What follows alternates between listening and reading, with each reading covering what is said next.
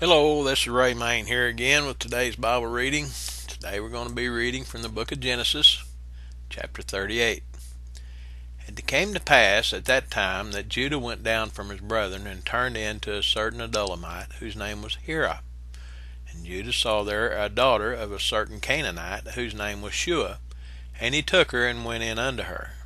And she conceived and bare a son, and he called his name And she conceived again and bare a son, and she called his name Onan. And she yet again conceived and bare a son, and called his name Shelah. And he was at Chezib when she bare him. And Judah took a wife for his firstborn, whose name was Tamar. And Judah's firstborn, was wicked in the sight of the Lord, and the Lord slew him. And Judah said unto Onan, Go in unto thy brother's wife, and marry her, and raise up seed to thy brother. And Onan knew that the seed should not be his. And it came to pass, when he went in unto his brother's wife, that he spilt it on the ground, lest that he should give seed to his brother. And the thing which he did displeased the Lord, wherefore he slew him also. Then said Judah to Tamar his daughter-in-law, Remain a widow at thy father's house, till Shelah my son be grown. For he said, Lest peradventure he die also, as his brethren did. And Tamar went and dwelt in her father's house. And in process of time, the daughter of Shua, Judah's wife, died. And Judah was comforted, and went up unto his sheepshearers to Timnath, he and his friend Hira the Adullamite. And it was told Tamar, saying, Behold, thy father-in-law goeth up to Timnath to shear his sheep. And she put her widow's garments off from her, and covered her with a veil, and wrapped herself, and sat in an open place, which is by the way to Timnath. For she saw that Shelah was grown, and she was not given unto him to wife. When Judah saw her, he thought her to be an harlot, because she had covered her face. And he turned unto her by the way, and said, Go to, I pray thee, let me come in unto thee. For he knew not that she was his daughter-in-law. And she said, What wilt thou give me, that thou mayest come in unto me? And he said, I will send thee a kid from the flock.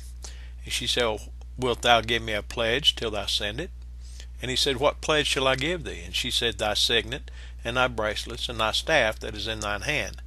And he gave it to her, and came in unto her, and she conceived by him.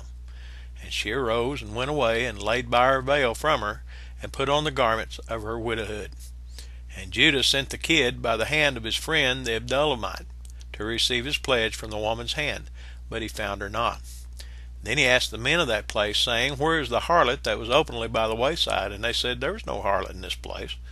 And he returned to Judah and said, I cannot find her. And also the men of the place said, There was no harlot in this place. And Judah said, Let her take it to her, lest we be shamed. Behold, I sent this kid, and thou hast not found her. And it came to pass about 3 months after, that it was told Judah, saying, Tamar thy daughter-in-law hath played the harlot, and also, behold, she is with child by whoredom. Judah said, Bring her forth, and let her be burnt.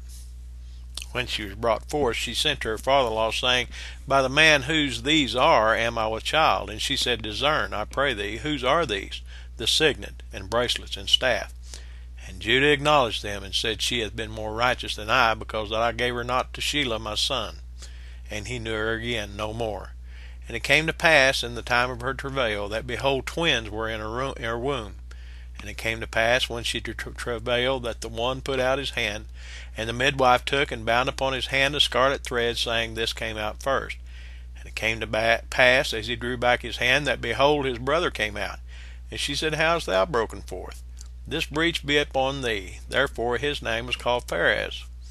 And afterward came out his brother, that had the scarlet thread upon his hand, and his name was called Zerah.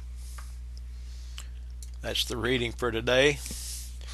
I could probably go into a long discussion of the meaning of the scarlet thread, but we'll see as time goes on what the meaning of just primarily, let me say it this way.